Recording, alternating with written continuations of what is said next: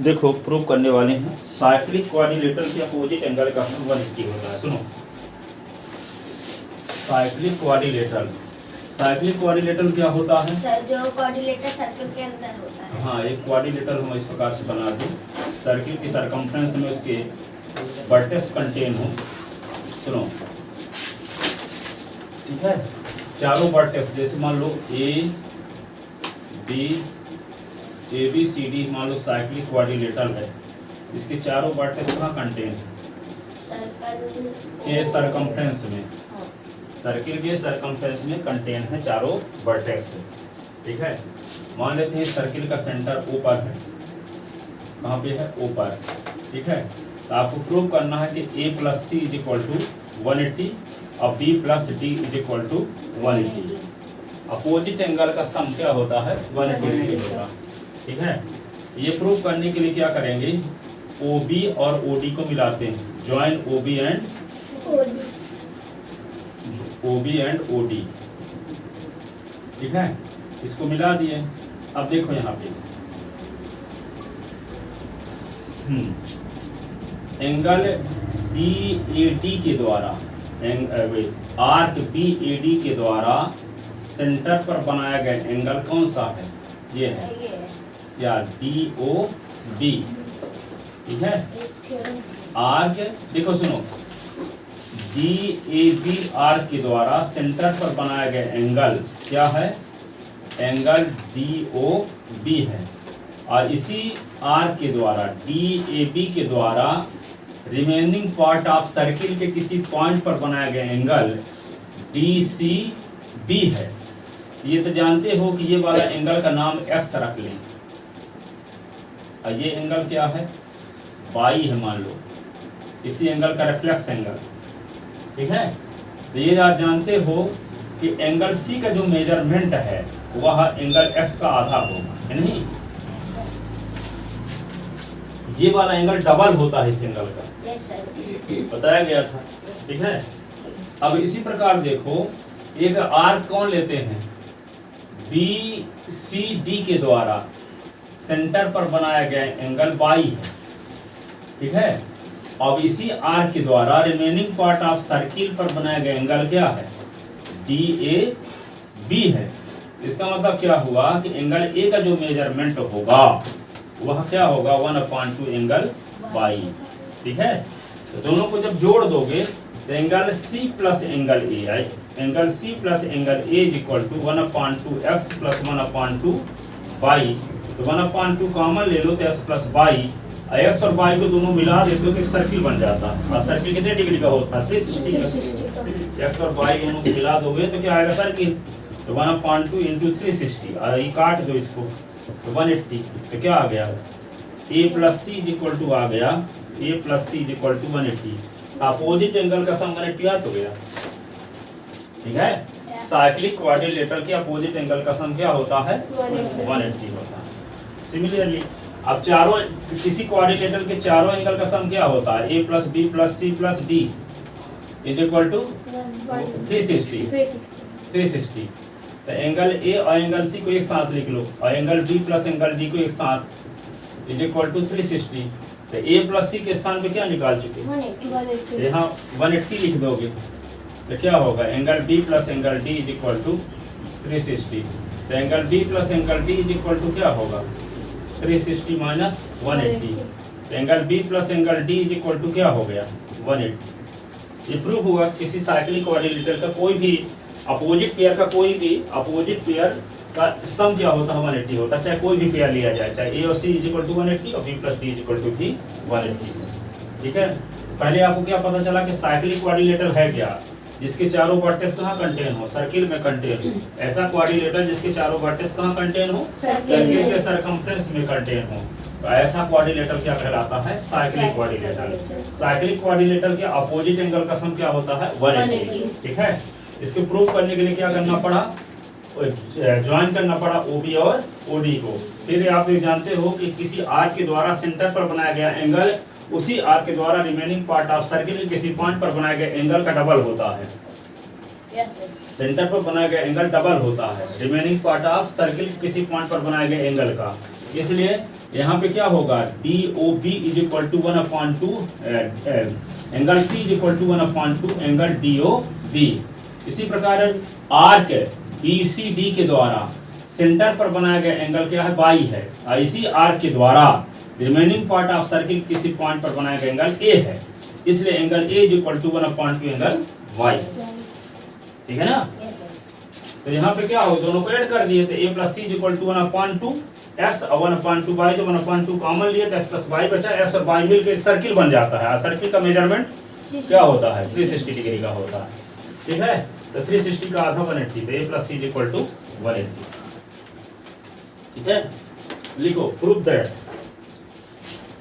prove that sum of opposite angle of quadrilateral is 180 degree। prove that sum of opposite angle of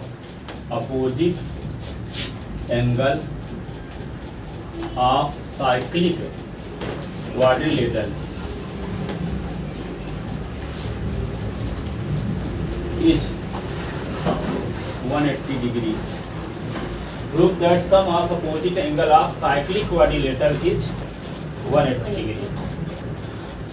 Prove that sum of opposite angle of cyclic quadrilateral is 180।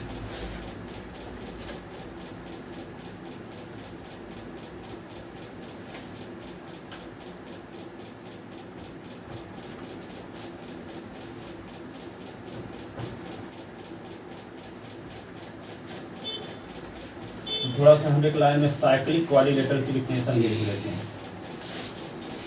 ठीक है ना, cyclic quadrilateral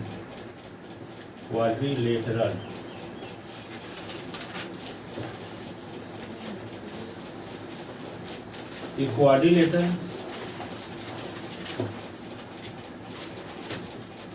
whose all vertices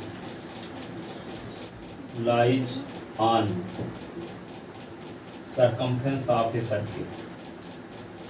circumference FERENCE, a quadrilateral whose all vertex lies on circumference of circle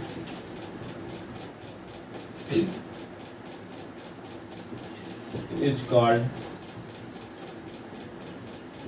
cyclic quadrilateral। cyclic quadrilateral and given diagram quadrilateral ABCD is a cyclic quadrilateral।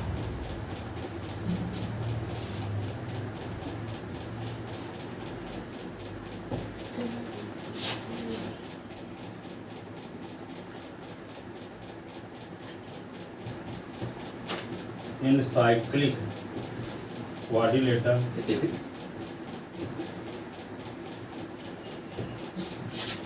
angle A plus angle C is equal to 180, angle B plus angle D is equal to 180। इसके बारे में आप ये जानते हो कि इसके चारों वर्टेक्स सर्कमफ्रेंस में कंटेन होते हैं किसी सर्किल के, और अपोजिट एंगल का सम 180 होता है। अब इसको हम प्रूव करते हैं ना। ये तो साइक्लिक क्वाड्रिलेटरल का परिचय दिया गया आपको, क्या होता है साइक्लिक क्वाड्रिलेटरल। ठीक है, अब इसको इस थ्योरम को प्रूव करते हैं। ठीक है, थ्योरम को प्रूव करने के लिए क्या करेंगे, given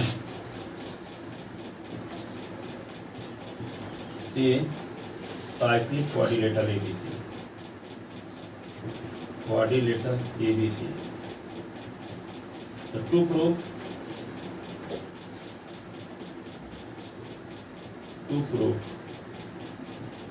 angle A plus angle C is equal to 180, angle B plus angle D is equal to 180। ये आपको प्रूव करना है। Given a cyclic quadrilateral ABC, the to prove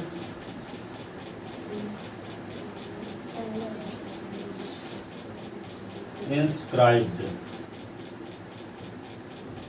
on circle with centre O, with centre O। ये कहाँ बना है? एक circle पर बना है जिस सर्किल का सेंटर O पर है।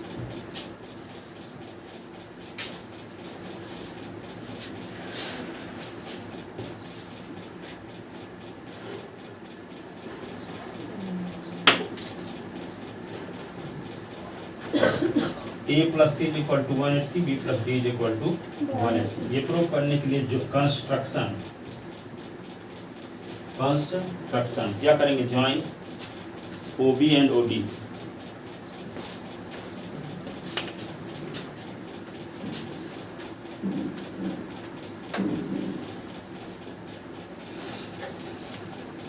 कंस्ट्रक्शन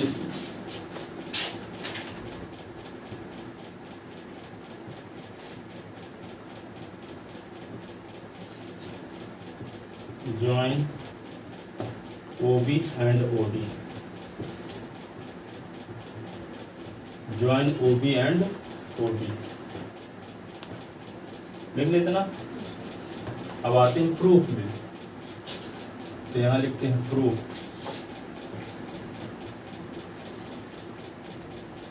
तो प्रूफ में क्या लिखेंगे? सिंस आर्क, कौन arc? DAB, arc DAB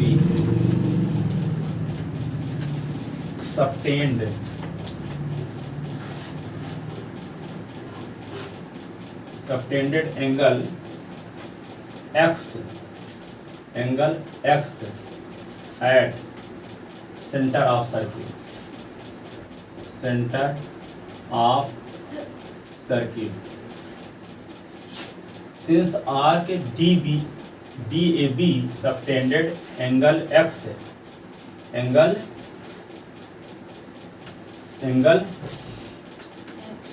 angle लिख लो थोड़ा शब्द में, एंगल। सर साइन बना दिया। अरे इसका पूरे का नाम X है,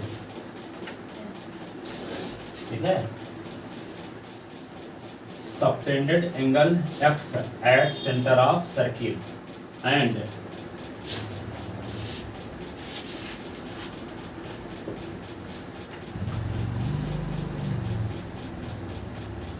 this arc subtended angle BCD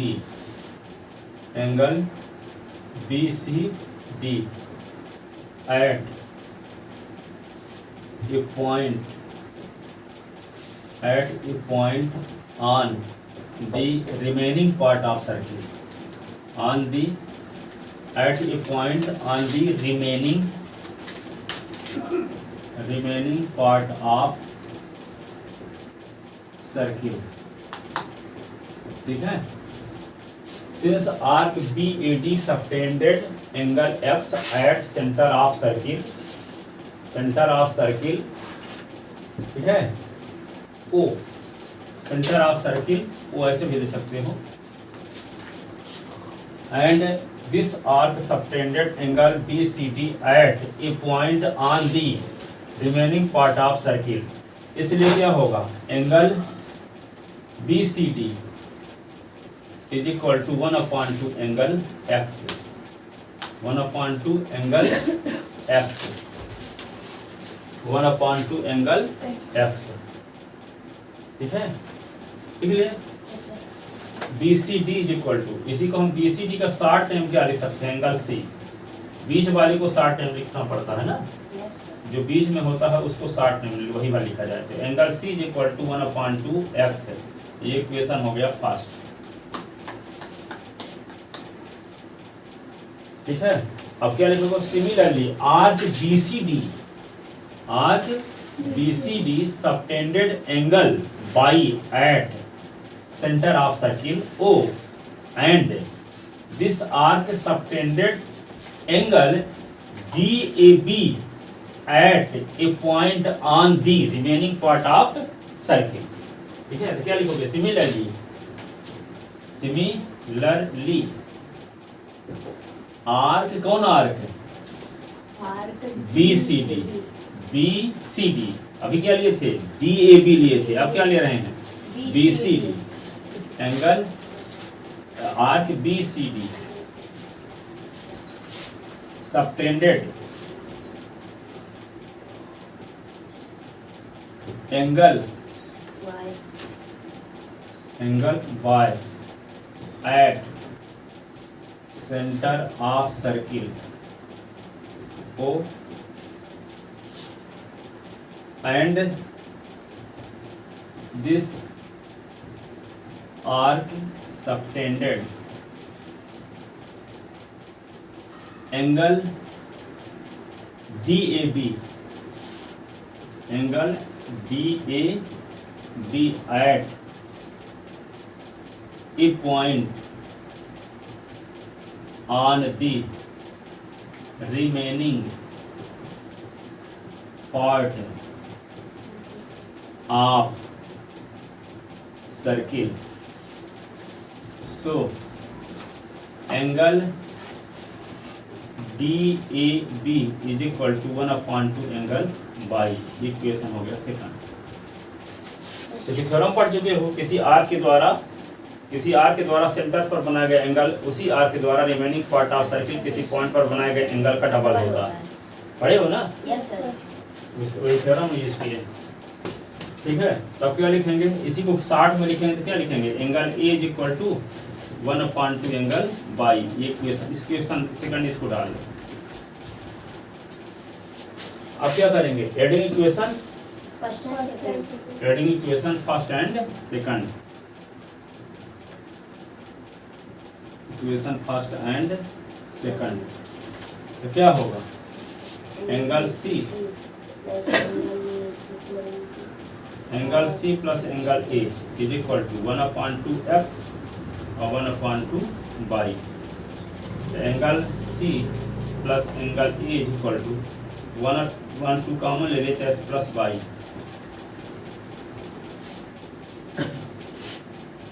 अब देखो ये x एंगल है, y क्या है? s एंगल का रिफ्लेक्स एंगल है। तो कोई एंगल है, उस एंगल का रिफ्लेक्स एंगल मिलके क्या होता है? 360। x का रिफ्लेक्स एंगल है कि नहीं? Yes sir. इसी को लिख सकते हैं angle c plus angle a। 1/2 यहाँ पे लिखोगे x प्लस रिफ्लेक्स x। कोई एंगल और उस एंगल का रेफरेंस दोनों मिला के क्या होता है? 360। Angle C plus angle A 1/2 ये क्या होगा? 360। ये कट गया तो क्या आएगा? 180।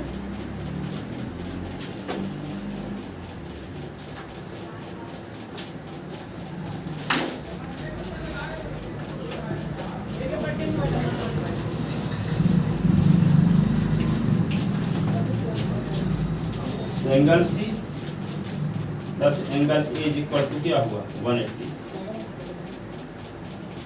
ठीक है। अब क्या करोगे? बट इन एनी क्वाड्रिलेटर, कोई भी दुनिया का क्वाड्रिलेटर हो, चारों एंगल का सम 360 होता है। But angle A plus angle B plus angle C plus angle D is equal to 360। ठीक है ना? अब ये क्या है? इसका नाम रख लेते हैं इक्वेशन थर्ड। ठीक है, जो आया। अब इसको ए और सी इकट्ठा लिख लेते हैं इसका।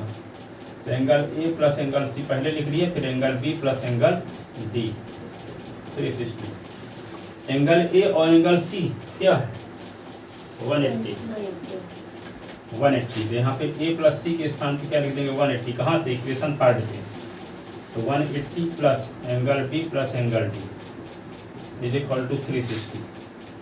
Angle B plus angle D is equal to 360 minus 180। Angle B plus angle D is equal to क्या होगा? 180। Hence angle A plus angle C is equal to 180। Angle B plus angle D is equal to 180। यही prove करना। hence proved,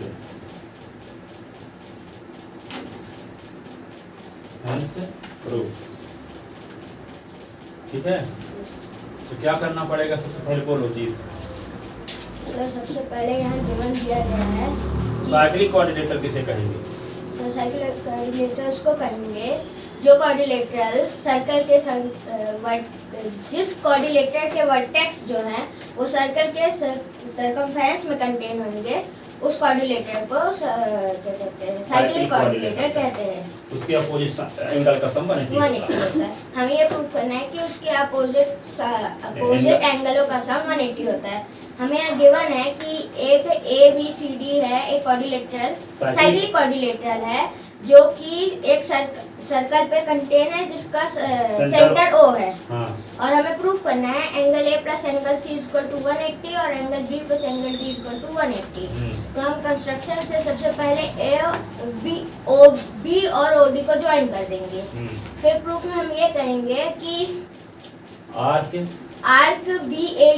BAD जो है वो DAB centre पर angle क्या बनाता है? एंगल DO एंगल X बनाता है, एंगल X बनाता है और यही आर्क है। और यही आर्क जो है वो remaining part of circle angle में पॉइंट एंगल C पर एंगल BCD बनाता है। हाँ। तो angle BCD is equal to, हमने एक थ्योरम पढ़ चुके हैं कि अगर कोई ट्रायंगल सेंटर से बनता है तो उसका एंगल रिमेनिंग पार्ट के पॉइंट में डबल होता है। हाँ, यानी किसी आर्क के द्वारा सेंटर पर बनाया गया एंगल उसी आर्क के द्वारा रिमेनिंग पार्ट ऑफ सर्किल के किसी पॉइंट पर बनाए गए एंगल का डबल होता है। तो angle BCD is equal to half x हो जाएगा। हाँ। उसी तरह सिमिलरली यहाँ आर्क है, अब हम दूसरा आर्क लेंगे BCD। हाँ, इसके द्वारा सेंटर पर बनाया गया एंगल y है। ऐसी आर्क के द्वारा रिमेनिंग पार्ट ऑफ सर्किल के किसी पॉइंट पर बनाया गया एंगल DAB है। तो इसलिए angle DAB is equal to half y हो जाएगा। हमने ऊपर वाली इक्वेशन को फर्स्ट इक्वेशन दे दिया और नीचे वाली को सेकंड इक्वेशन दे दिया। अब हम इन दोनों इक्वेशन को ऐड करेंगे तो angle A plus angle C हो जाएगा is equal to half x plus half y हो जाएगा। तो angle A plus angle C is equal to, दोनों से हम हाफ 1/2 कॉमन ले लेंगे तो 1/2 ब्रैकेट x प्लस y हो जाएगा।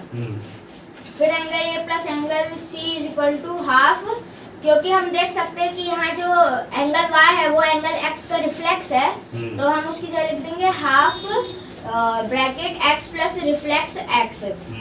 तो angle A plus angle C is equal to half, और हम ये जानते हैं कि रिफ्लेक्स एंगल का सम जो है वो 360 होता है, तो हम उसकी जगह लिख देंगे 360। तो angle A plus angle C is equal to, उन दोनों के काटने पर आ जाएगा 180। तो हम इसको दे देंगे इक्वेशन थर्ड। अब चारों एंगल का सम 360 होता है, तो दो एंगल आपको पता ही हो चुका है A प्लस, इसके सम पे 180 लिख दोगे, उसका ट्रांसफर कर दोगे तो क्या आ जाएगा? Angle B plus D is equal to 360 minus 180। ठीक है, angle B plus angle D is equal to 180। हां, प्रूफ हो गया। सबके समझ में आ गया? बन जाएगा, भूल तो न जाओगे। चलो बैठ, तैयार कर लेना। ये थ्योरम हमेशा आती रहती है जब तक ये किताब लगती रहेगी। लेकिन इतना ना, एक क्वेश्चन देखो इस पर आता है।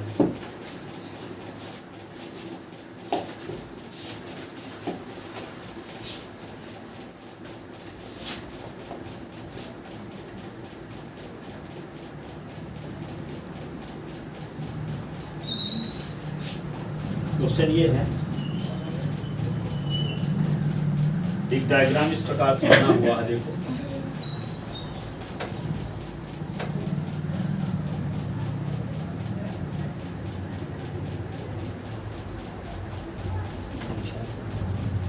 इसका सर्किल वो है और AOC ये 100 डिग्री का दिया। यहाँ पे एक B पॉइंट है, इसको मिला दिया ऐसे,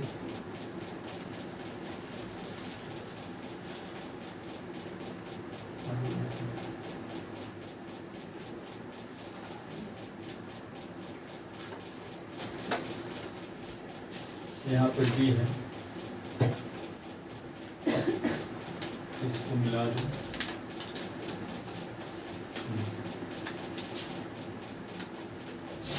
एडीसी और एबीसी निकालना है। एबीसी का मेजरमेंट, एडीसी का यहाँ पे ए लिख लो, यहाँ सी लिख लो। हाँ, तो आपका मेजरमेंट किसका निकालना है? एडीसी, एडीसी और एबीसी, इन दोनों का मेजरमेंट पता करना है। ये 100 डिग्री दिया है।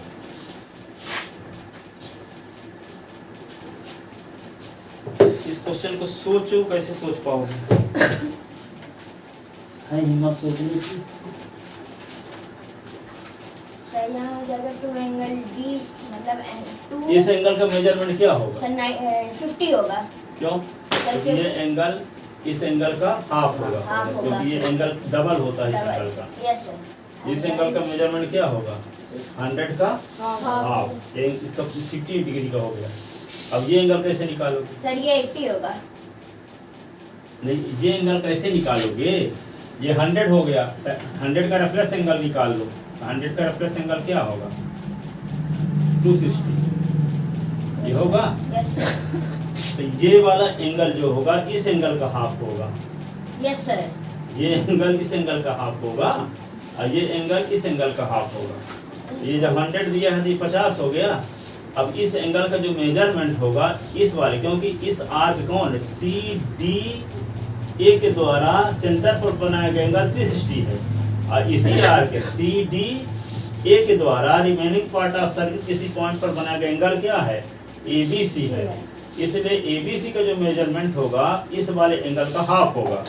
ये 260 है तो ये क्या हो जाएगा? 130 हो जाएगा। ठीक है? Yes sir. आपको पता ना है? Yes, किसी आर्क के द्वारा सेंटर पर बनाया गया एंगल उसी आर्क के द्वारा रिमेनिंग पार्ट ऑफ सर्किल के किसी पॉइंट पर बनाए गए एंगल का डबल होता है। तो ये वाला एंगल डबल होता है इस एंगल का, तो ये एंगल आधा होगा इस एंगल का। Yes sir. नहीं? Yes sir. एक ही बात ना हुई? ये डबल होगा, ये डबल होता है इसका, तो ये आधा होगा इसका। तो इसका आधा कर दोगे तो ये एंगल मिल जाएगा। अब यहाँ पे देखो, एक आर्क लेते हैं सी डी ए, और इस सी डी ए आर्क के द्वारा सेंटर पर बनाया गया एंगल ये है, क्या है? 260। ठीक है? 100 का रेफरेंस एंगल ना होगा ये, 100 का रेफरेंस एंगल। 100 का रेफरेंस एंगल क्या होगा? 360 में से 100 निकाल दो, 360 से 100 निकालो क्या आएगा? 260। तो यहाँ पे ये जो एंगल होगा इस एंगल का डबल होगा थ्योरम से। जब ये एंगल डबल होगा इस एंगल का, तो ये एंगल क्या होगा इस एंगल का? हाफ। तो 260 का हाफ क्या होगा? 130। लिखो in given diagram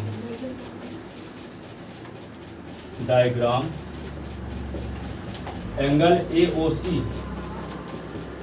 is equal to 100, then we have to find angle कौन?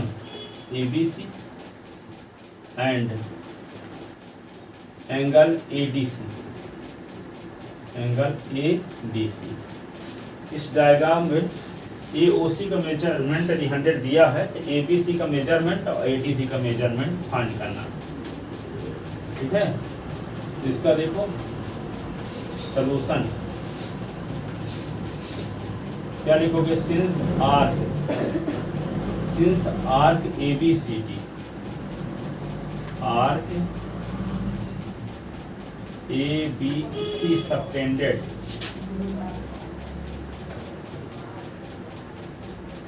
Angle AOC at center of circle,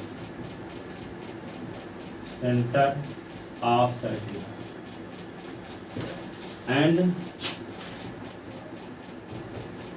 this arc subtended angle ADC at a remaining part of circle. So angle ADC is equal to angle AOC. Angle AOC.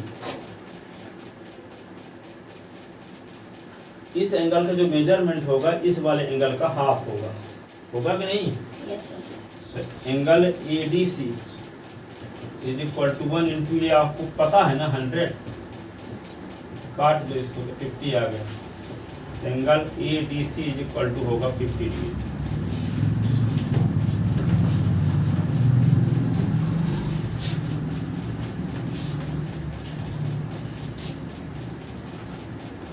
क्या है? अब देखो similarly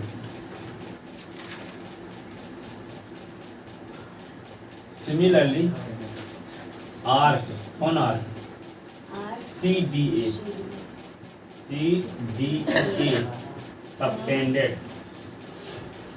subtended angle कौन?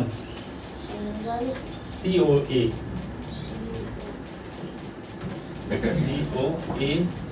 at center of circle,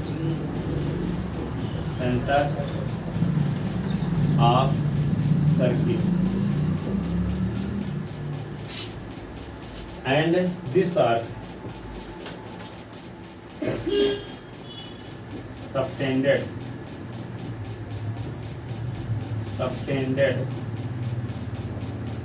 angle ABC, subtended angle ABC at a remaining part of circle. So angle ABC is equal to 1/2 angle कौन? COD, angle COA। Angle ABC is equal to 1/2 COA क्या होगा? Reflex angle AOC, reflex angle AOC। AOC का reflex क्या होगा? 360 minus angle AOC, यही ना? Yes sir. तो 1/2 ये क्या होगा? 360 माइनस AOC का मेजरमेंट 100 है, ठीक है? तो एंगल ABC निकल रहा था ना, ये ABC की वैल्यू निकाल रहे थे। Angle ABC is equal to 1/2, 360 से 100 निकला 260, इसको काट दो 130। Angle ABC is equal to क्या हो? 130।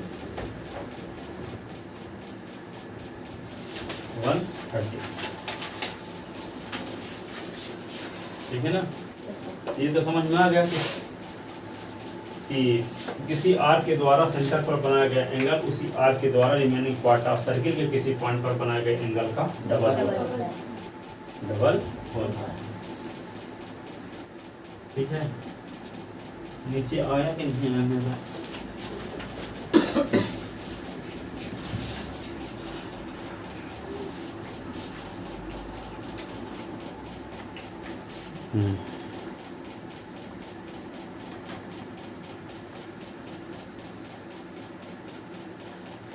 एक लाइन नहीं आया, थोड़ा नीचे ऊपर लिख करके ये यहाँ बगल ये वाली लाइन में एंगल ABC आप लोग लिख लो 1/2 360 minus 100 angle ABC is equal to 1/2 क्या होगा?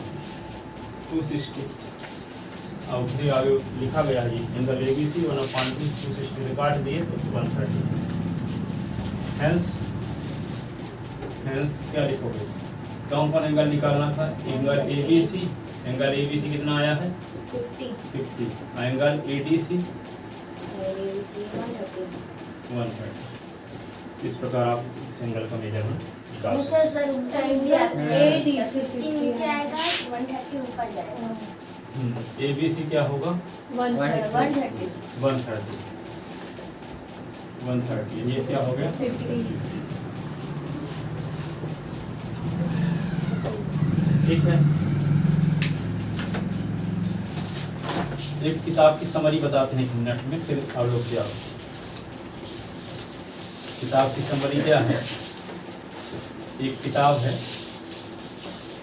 स्ट्रांग बर्निंग डिजायर, तो उस किताब की समरी में ये है, उसकी हमको बहुत 2-3 लाइन अच्छी लगी। पहली चीज ये बताया कि दुनिया में 87% लोग का कोई ड्रीम नहीं होता, कोई गोल नहीं होता। वो काम पे चले गए, सुबह लौट आए, टीवी देखे सो गए, फिर से काम पे चले गए, टीवी देखे सो गए, काम पे चले गए, ठीक है, जॉब करके लौटे, टीवी देखे सो गए, कोई भी काम करते हैं। 87% दुनिया में ऐसे लोग हैं जिनके पास कोई ड्रीम नहीं। 10% लोग ऐसे हैं जिनके पास कुछ ड्रीम, कुछ न कुछ करना है, कुछ न कुछ करना है, पर करना तो है, ड्रीम है, पर उसकी कोई योजना नहीं है, कैसे करोगे? ठीक है, उसकी योजना भी नहीं है और उसकी योजना पर काम भी नहीं करते। ठीक है, जैसे मान लो करना तो है, तो सिर्फ करने पर है। अब करना है तो क्या करना है तो कैसे कैसे कर पाओगे, उसकी टाइम टेबल क्या है, उसको फुलफिल कर रहे हो कि नहीं कर रहे। फॉर एग्जाम्पल 10% स्टूडेंट कहते हैं कि हमको अच्छा रिजल्ट तो लाना है, लेकिन वो कुछ अच्छा लाने के लिए कर नहीं रहे। ठीक है, अच्छा रिजल्ट लाने का मतलब क्या हुआ? लिख लो कितना % लाना है, किस सब्जेक्ट में कितना नंबर लाना है, फिर उसके लिए टाइम टेबल बनाओ। ठीक है, टाइम टेबल क्या है? जैसे मान लो यहाँ पे लिख दो तारीख है, क्या है आज तारीख? 11, 12, 13, 30 तारीख तक लिख लो। यहाँ सब्जेक्ट लिख लो। सब्जेक्ट है क्या? मैथ हो गया, साइंस हो गया, सोशल स्टडी हो गया, संस्कृत हो गया, इंग्लिश हो गया, क्या 5 सब्जेक्ट होती है? हिंदी हो गया। ठीक है, अब यहाँ पे 11 तारीख को मैथ कितने बजे से पढ़ोगे, कितने बजे कितने घंटे पढ़ोगे, तो यहाँ पे लिख दो। मान लो 2 घंटे लिखे और डिवाइड किया, 2 घंटे, इसमें 1 घंटे, 1 घंटे, 1 घंटे, 1 घंटे, 1 घंटे। जिस टाइम में पढ़ लिए तो इसमें टिक करो। ये भी साइंस पढ़े 1 घंटे तक टिक करो, सोशल साइंस पढ़े तक टिक करो। ऐसे जो पढ़ते जाओ, नहीं पढ़ते क्रॉस। ऐसे तो रोज का रोज ऐसे जब लिखोगे, एक पेज में ये लिखा है तो आपका एक्सरे रिपोर्ट दिखेगा कि हम क्या कर रहे हैं रोज। जो करते जाओ तो इसको लिखते जाओ। ठीक है, कर पा रहे हो कि नहीं पढ़ पा रहे, हिंदी पता चला किसी दिन छू ही नहीं रहे हो। ठीक है, ऐसे तो पूरे दिन का एक पेज में लिखा मिल जाएगा तो आपको लगेगा हम पे क्या, आपको गोल बना है कि हमको 99% रिजल्ट लाना है, आप काम क्या कर रहे हो, सब में क्रॉस लग रहा है, तो आपकी वैसे की रिपोर्ट दिखेगी, आपकी खुद की, तो हम कर क्या रहे हैं, हमारा ग्रोथ क्या है। ठीक है, बस अपने खुद के साथ ईमानदारी बरतना है, ये करना है, भले कुछ नहीं करके रोज क्लास लगाओ, पर 15 दिन तक ऐसे करो, 3-4 दिन तक अपने आप लगेगा, अपने आप पर हंसी आएगी। तो हम करते क्या, स्कूल टाइम ट्यूशन टाइम को छोड़ के कुछ कर ही नहीं रहे। अब इसको दिखवाई ना करोगे, अब भी कुछ लोग जब नहीं कर पाते करते नहीं कि इसको करोगे ना करेंगे, नहीं तो हमको टेंशन होगी। जब टेंशन होगी, परीक्षा के समय में ज्यादा पढ़ते हो कि अभी पढ़ोगे ज्यादा, बताओ? तो परीक्षा के समय में ज्यादा टेंशन रहता है, क्या टेंशन है ज्यादा? तो जब टेंशन होगा तभी ना पढ़ाई होती है। तो जब ये करोगे तो टेंशन होगा, तो आज से ही परीक्षा जैसे पढ़ना शुरू कर दोगे। ठीक है, रोज लिखना भर शुरू कर दो कि ना मैथ आज पढ़े ना हिंदी पढ़े, सब में क्रॉस लगा है, क्यों कम नंबर पा रहे हैं। ठीक है, तो ये इस प्रकार का क्या है, ड्रीम तो सोच तो लिए कि करना है कि हमको रिजल्ट आना है, एक प्रकार ये है। एक तरीका क्या है, तो मैथ में कितना लाना, हिंदी में कितना लाना, इंग्लिश में कितना लाना है, सब में 99, 100 लिखे हैं, उसके हिसाब से ये काम भी कर रहे हैं। ठीक है, इस प्रकार के लोग कितने हैं? 3%। कितने लोग हैं? 3%। जो उनका ड्रीम क्या है वो लिखे हैं, उसकी योजना भी बनाए हैं और उस पर एक्शन भी करते हैं। ऐसा ना हो किसी दिन टिक ना लगे, भले किसको पता नहीं छूट जाए। किसी दिन मान लो 4 घंटे सो के भले काम चला लो।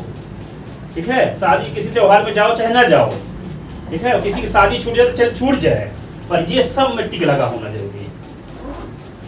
ठीक है, किसी दिन खाना खाने का मौका ना मिले तो ना खाओ, बल्कि परंतु किसी सोने का मौका ना मिले तो ना सो, पर ये सब में टिक होना चाहिए। अपने आप यकीन हो जाएगा हम टॉप करेंगे। 21 दिन के अंदर है, ठीक है। जाओ